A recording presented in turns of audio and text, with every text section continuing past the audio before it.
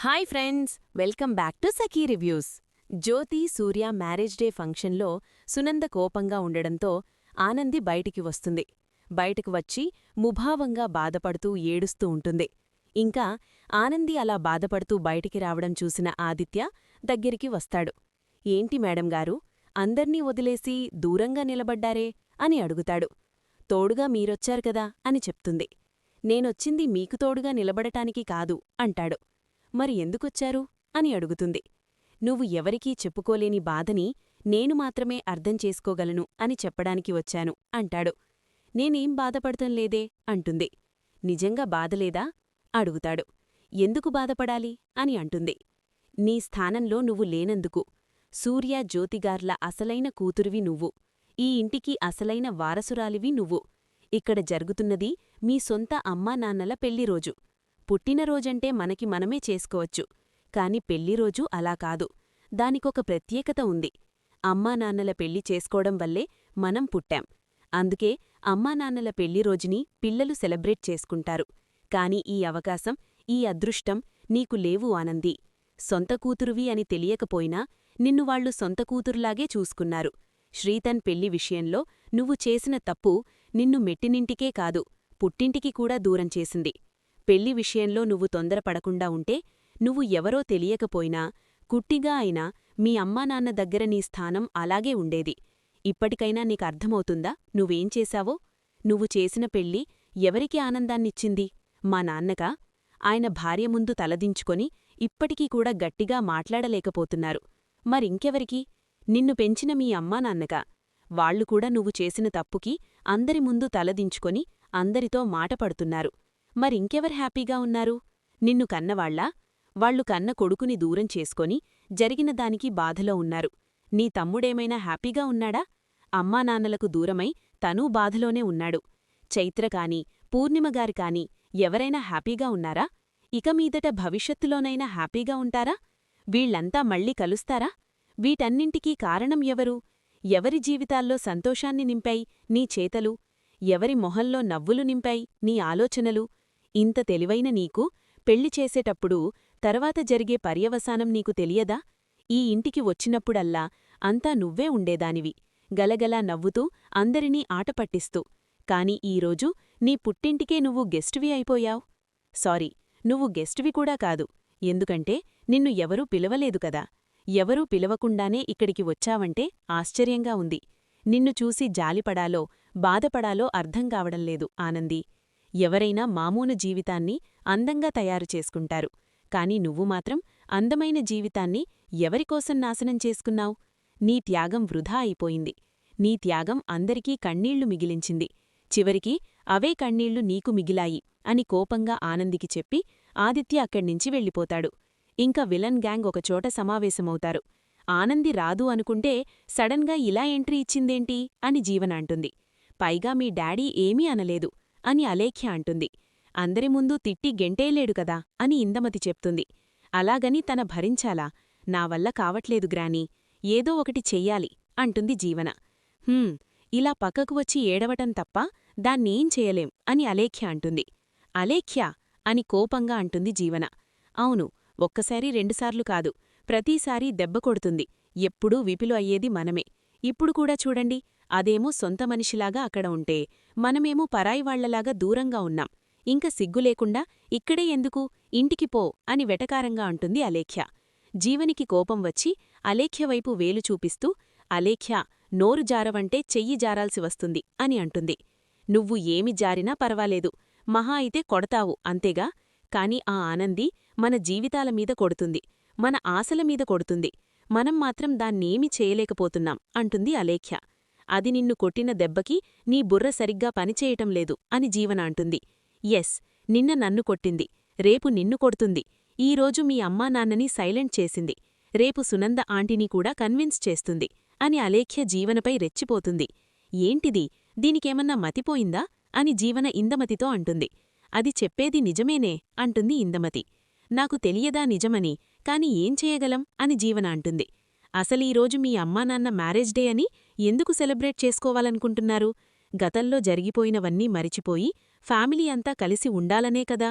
అవును, అనుకోకుండా ఆనింది వచ్చింది. దాన్ని మనం వాడుకుందాం. ఎలా? ఎలాగో నేను చెప్తాను. నువ్వేదో ఒకటి చేసి పెద్ద గొడవయ్యేలా చూడు. దానికంటే ముందు మరొక పని చెయ్యాలి. ఏంటది? చెప్తాను విను అని జీవనికి ఒక ప్లాన్ చెప్తుంది ఇందమతి. దాంతో జీవన సూర్యని ఒక గదిలోకి పిలుచుకుని వస్తుంది. ఏంటి జీవన అంటాడు సూర్య. మీతో మాట్లాడాలి. సరే చెప్పు. కుట్టి ఇక్కడ ఉండటం నాకిష్టం లేదు డాడీ. అలా అని నేను ఏమీ పొమ్మనడం లేదు. మామ్కి చెప్పినా వినదు. అందుకే నీకు చెప్తున్నాను. అసలీ కుట్టిని ఎందుకు భరించాలి? ఒకసారి మా అత్తయ్యగారిని చూడండి, ఎంత సీరియస్గా ఉన్నారు. కుట్టి రావడానికంటే ముందు నవ్వుతూ మాట్లాడిన మనిషి కుట్టిని చూడగానే మొహంలో నవ్వుపోయింది. మామూలుగా అయితే తాను ఈ పాటికి వెళ్ళిపోయేది డాడీ, కాని మీమీద గౌరవంతో ఆగిపోయింది. ఏదో ఒకటి చెయ్యకపోతే ఆ కుట్టిని చూస్తూ అత్తయ్యగారు కూడా ఉండలేరు.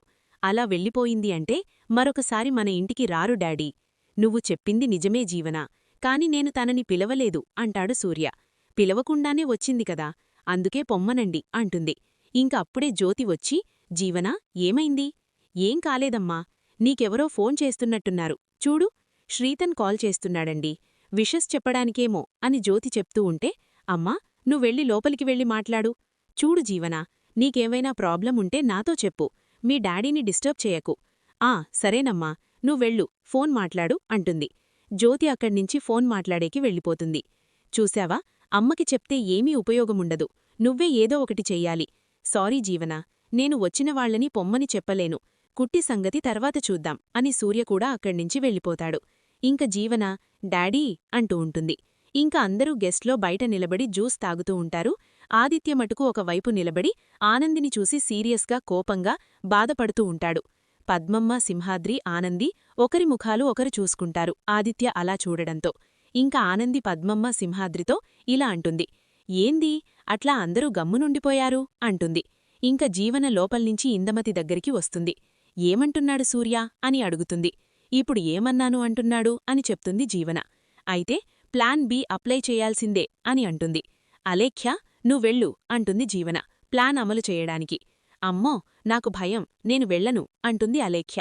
కూర్చొని కబుర్లు చెప్పమంటే చెప్తావు, నువ్వు మాత్రం ఏమీ చెయ్యవు అని జీవన అంటూ ఉంటే, అబ్బా ఇద్దరు వాదలాడుకోవడం ఆపండి ముందు, ఎవరో ఒకరు వెళ్ళండి అంటుంది ఇందమతి. ఇంక అప్పుడే అక్కడ ఉన్న గెస్ట్కి సర్వర్ జ్యూస్ ఇస్తూ ఉంటాడు. జీవన మెల్లిగా వచ్చి ఫోన్ మాట్లాడుతున్న ఆనందిని సర్వర్ మీదికి తోస్తుంది. దాంతో ఆనంది ఆ సర్వర్ మీద పడతాది. ఆ సర్వర్ కాస్త ఆ గెస్టు మీద పడతాడు. దాంతో జ్యూస్ గెస్టు మీద పడిపోతుంది. దాంతో ఆ గెస్టుకి కోపం వస్తుంది. ఇడియట్, చూసుకుండే పనిలేదా? కళ్ళు కనిపించట్లేదా అంటాడు. సర్ ఈ మేడంగారు తోయడం వల్లే మీమీదు పడ్డాను. ఏమ్మా నీకు కళ్ళు కనిపించట్లేదా? సరి సర్ కాలు స్లిప్పయింది. పార్టీలు అనేసరికి ఆడమగా తేడా తెలియకుండా తాగి తూలుతూ ఉంటారు అని ఆనందిపైన అరుస్తాడు ఆ గెస్ట్. సర్ మీరు నా గురించి మాట్లాడండి, అందరి గురించి మాట్లాడతారేంది అంటుంది ఆనంది. పోనీ నువ్వే తాగి కళ్ళు నెత్తికెక్కి వీణ్ణి నామీద పడేలా నెట్టావు, ఓకేనా అంటాడు ఆ గెస్ట్. ఏంది సారు, ఏం మాట్లాడుతున్నారు అని సింహాద్రి వస్తాడు. ఈడెవరయ్యా? ఈ మేడం నా బిడ్డ. ఓహో, ఈ తాగితూలుతున్న మనిషి నీ కూతురా అంటాడు. ఈ మనిషి ఎక్కడికి వెళ్ళినా పరువు తీయడమే అని సునంద గొణుక్కుంటుంది. ఏయ్, మరొక్కమారు నా బిడ్డనన్నారంటే ఇజ్జత్తుండదు చెప్తున్నా అని సింహాద్రి కోపంగా చెప్తాడు. సింహాద్రి, ఈయనెవరో తెలుసా? మా డాడీ ఫ్రెండ్, మా గెస్ట్. ఈయన మీద అరుస్తున్నావేంటి అంటుంది జీవన. అరుసుడు కాదమ్మా, ఎట్లా మాట్లాడుతున్నారు విన్నావు కదా అని పద్మమ్మ చెప్తుంది. ఆనంది చేసింది మాత్రం తప్పు కదా. అమ్మా జీవన, ఏంటమ్మా ఇది అని శశికాంత్ వస్తాడు. ఈ అమ్మాయినంటే మీరెందుకు మాట్లాడుతారు సార్ అని ఆ గెస్ట్ అంటే, ఈ అమ్మాయి ఎవరో తెలుసా? సునందగారి కోడలు అని అక్కడున్న ఒక అమ్మాయి చెప్తుంది. ఓహో, ఈ అమ్మాయి కదా గుడిలో ప్రేమపెళ్లి దగ్గరుండి జరిపించింది అని ఆ గెస్ట్ అంటూ ఉంటే, జీవన, అలేఖ్య, ఇందమతి నవ్వుకుంటారు. ఎక్కడో చూసినట్టుంది, ఇప్పుడు గుర్తొచ్చింది. ఏమ్మా, ప్రేమపెళ్లిళ్ళు చేయడం ఆపేశావా? ఇంకా చేస్తూనే ఉన్నావా? ఏంటి సునందగారు, నీ కోడల్ని సమాజసేవకు అంకితం చేసినట్టున్నారు అని అంటాడు సునందతో. హలో మిస్టర్, నోరు కొంచెం అదుపులో పెట్టుకుని మాట్లాడితే మంచిది. సునంద, చూశారా ఆ పెద్దమనిషి ఎంత బుర్ర లేకుండా మాట్లాడుతున్నాడో అని సునంద అంటుంది. చూశావా ఆనంది, నీవల్ల ఎంత గొడవ జరుగుతోందో అని జీవన అంటుంది. ఇక ఇందమతి ఆనంది దగ్గరికి వచ్చి, ఈ మనిషి ఎక్కడున్నా అంతే అని అంటూ ఉంటే, ఇందమ్మగారు అని కోపంగా పద్మమ్మంటుంది. ఇందమ్మగారు లేదు, బొందమ్మగారు లేదు. ఏ కుట్టి, నీకు కొంచెమైనా మానం, అభిమానం, రోషం, పౌరుషమనేది ఏడ్చాయా? ఊర్లో పెళ్లికి కుక్కల హడావిడి అన్నట్టు. ఎవడు పిలిచాడు అని ఎగేసుకుంటూ వచ్చావు అని ఇందమతి అనగానే ఆదిత్యకి కోపం వస్తుంది. మా వదినని అని చైతన్య వేలు చూపిస్తూ ఉంటే, చైతన్య, మీరు ఎవరు మాట్లాడినా నేను ఓరుకునేది లేదు. పోయిన పరువు చాలు అంటుంది సునంద. లేదు అత్తయ్యగారు, నేను పరువు పోనివ్వను. మనకి అవసరం లేని మనుషులు, మనం వద్దనుకున్న మనుషులు ఇక్కడ ఉండాల్సిన అవసరం లేదు అని జీవన చెప్తుంది. ఏ కుట్టి, వినబడలేదా? పో అంటుంది ఇందమతి. బిడ్డా, ఇంకిక్కడే నిలబడి మాటలు పడతావా? ఆ బిడ్డా, మనం పోదాంపా అంటాడు సింహాద్రి. పోవే, మరోసారి ఈ ఇంటి గడబదటే ప్రయత్నం చెయ్యకు. ఎక్కడా ప్రశాంతంగా ఉండనివ్వవు. ఎవరినీ మనశ్శాంతిగా ఉండనివ్వవు. ఎప్పుడూ ఏదో ఒక గొడవ, ఎవరినో ఒకరిని బాధపెడుతూనే ఉంటావు. పోవే అని కసరగా అంటుంది ఇందమతి. బిడ్డా, ఇంక ఇక్కడే నిలబడతావా? పా పోదాం అంటుంది పద్మమ్మ. అమ్మా, మీరుండండమ్మా, ఇక్కడ అవసరం లేని మనిషి నేను, వెళ్ళిపోవాల్సింది కూడా నేనే. ఇంకప్పుడే లోపల్నుంచి జ్యోతి వచ్చి ఆగు కుట్టి అంటుంది. అమ్మా, కుట్టిని వెళ్ళిపోనీ అంటుంది జీవన. నువ్వాగు, ఏం కుట్టి, ఎందుకు వెళ్ళిపోతున్నావు? పిలుపు లేకుండానే వచ్చావు, నిజమే కదా అని అడుగుతుంది జ్యోతి. అవును, పిలుపు లేకుండానే వచ్చింది అని జీవన చెప్తుంది. నువ్వు చెప్పు కుట్టి, పిలుపు లేకుండానే వచ్చావా అని జ్యోతి అంటుంటే, మేం చెప్పేది అదే కదా అంటుంది ఇందుమతి. నువ్వు చెప్పు కుట్టి, పిలుపు లేకుండానే వచ్చావా? మాట్లాడు, కుట్టి పిలిస్తేనే వచ్చాను అని అందరికీ చెప్పు అంటుంది జ్యోతి. ఎవరి పిలిచింది అని జీవన్ అడుగుతుంది. నేనే పిలిచాను అని జ్యోతి అంటని అందరూ షాకై ఆశ్చర్యంగా చూస్తారు. నేను పిలిస్తేనే కుట్టి వచ్చింది అని జ్యోతి చెప్తూ ఉంటే, ఏంటి జ్యోతి, కుట్టిని నువ్వు పిలిచావా అని ఇందుమతి అడుగుతుంది. ఎస్, నేను రమ్మంటేనే కుట్టి వచ్చింది. తనకి ఇన్విటేషన్ ఉంది, అది ఇచ్చింది నేనే అని జ్యోతి చెప్తూ ఉంటే, జ్యోతి అని సూర్య అంటాడు. అవునండి, నేనే ఫోన్ చేసి కుట్టిని రమ్మన్నాను. ఏంటి కుట్టి, అందరూ అలా అంటుంటే ఎందుకలా మౌనంగా ఉన్నావ్?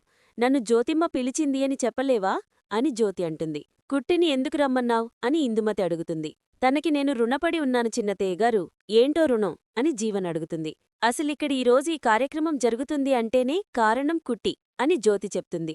మీ పెళ్లిరోజుకి కుట్టికి సంబంధమేంటి అని జీవన్ అడుగుతుంది. కుట్టి మీ నాన్న ప్రాణాలు కాపాడకపోయి ఉంటే ఈరోజు ఇంటి పరిస్థితి వేరేలా ఉండేది అని జ్యోతి చెప్తూ ఉంటే, ఏంటి, కుట్టి సూర్యప్రాణాలను కాపాడిందా?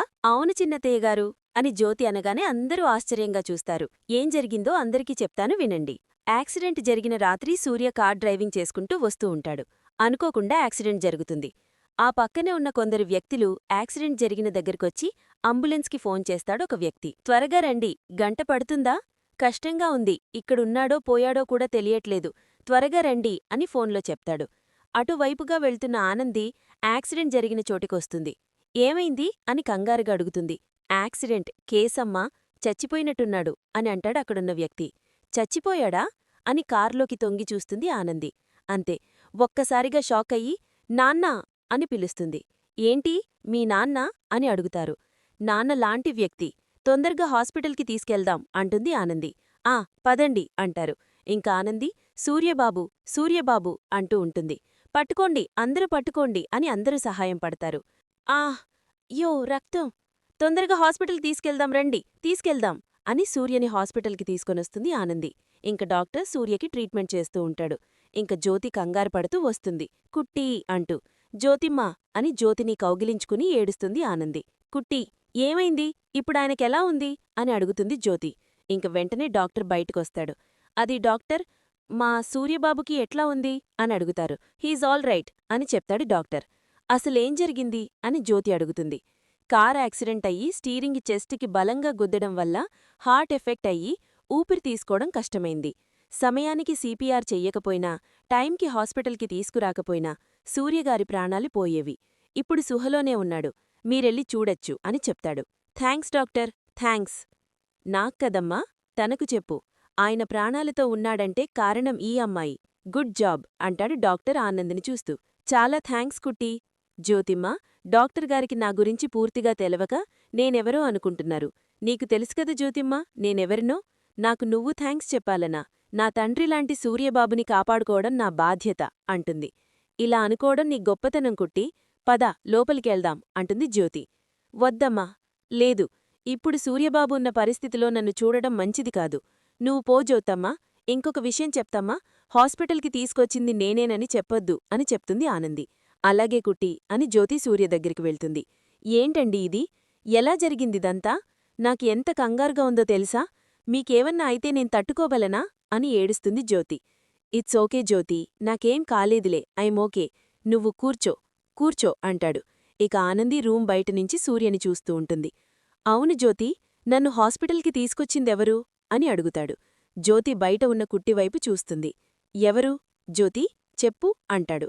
ఒక మంచి మనసున్న మనిషి అండి అని చెప్తుంది. ఇంకక్కడ్నుంచి ఆనంది వెళ్ళిపోతుంది. జరిగిన సంఘటనంతా అక్కడ ఫంక్షన్లో ఉన్న వారందరికీ చెప్తుంది జ్యోతి. ఇప్పటికైనా అర్థమైందా కుట్టి ఏం చేసిందో అని జ్యోతి చెప్పేసరికి సూర్యతో పాటు అందరూ షాకై చూస్తారు. ఇంక సూర్య ఆనంది దగ్గరకొచ్చి, కుట్టి, నిన్ను చాలా అపార్థం చేసుకున్నాను. శ్రీతన్కి నాకు చెప్పకుండా పెళ్లి చేసేవని నిన్ను మీద కోప్పంటాను. మా పరువు తీశావని నిన్ను దూరం పెట్టాను. అయినా సరే నన్ను కాపాడావు. నేనే నిన్ను చాలా అపార్థం చేసుకున్నాను. అప్పుడు నువ్వెందుకలా చేశావో నాకు తెలీదు కాని నన్ను కాపాడింది నువ్వేనని తెలిసి ఆశ్చర్యంగా ఉంది. నన్ను కాపాడింది నేనేనని చెప్పొద్దని చెప్పావు. అక్కడే నీ గొప్పతనమంటే ఏదో తెలుస్తోంది. సారీ కుట్టి, నిన్ను నేనపార్థం చేసుకున్నందుకు. నా కన్న కొడుకుని నాకు దూరం చేశావని కోపం తప్ప నీమీద ద్వేషం లేదు అని చెప్తాడు సూర్య. మా బిడ్డ చాలా మంచిదయ్యా, ఎవరికీ ఏ చెడు అపకారం చెయ్యదు. ఆ పెళ్లి విషయంలో ఎక్కడో ఏదో తప్పు జరిగింది. కావాలనే మా బిడ్డమీద నిందవేశారు. అది ఎవరో తెలిసిన రోజు వాళ్లని ఊరికే వదిలిపెట్టొద్దండి అని సింహాద్రి పద్మమ్మ చెప్తారు. ఇంక సూర్య, నువ్వేంటో నాకు తెలుసానంది, నీ నిజాయితీ నాకు తెలుసు. కాని నువ్వు నిన్ను నిరూపించుకోవాలి. అప్పటిదాకా నేనిలాగే సైలెంట్గా ఉండాల్సిందే అని మనసులో అనుకుంటాడు ఆదిత్య. నువ్వు గ్రేట్ వదినా, అందరికీ మంచిగానే చేస్తావ్ అంటాడు చైతన్య. అమ్మా ఆనంది, నీ మంచితనమే నిన్ను కాపాడుతుంది అని శశికాంత్ అంటాడు. ఇంక సునంద మౌనంగా ఇంకా కోపంతోనే ఉంటుంది. తన పరువు తీసింది కదా, అంత తేలిగ్గా ఆనందిని నమ్మదు. ఆనంది నిజాయితీ నిరూపించుకునేంతవరకు సునంద ఆనంది మీద కోపంతోనే ఉంటుంది. ఇంక ఆనంది ఇలా అనుకుంటుంది. సూర్యబాబు, నేను ఏ తప్పూ చెయ్యలేదు. శ్రీతన్కి నేను దగ్గరుండి పెళ్లి జరిపించలేదు. ఇదంతా ఎలా జరిగిందో తప్పకుండా నేను నిరూపిస్తాను. సూర్యబాబు నన్ను అర్థం చేసుకున్నావ్, అది చాలు అంటుంది. మరిన్ని అప్డేట్స్ కోసం ప్లీజ్ సబ్స్క్రైబ్ చేయండి. Thanks for watching.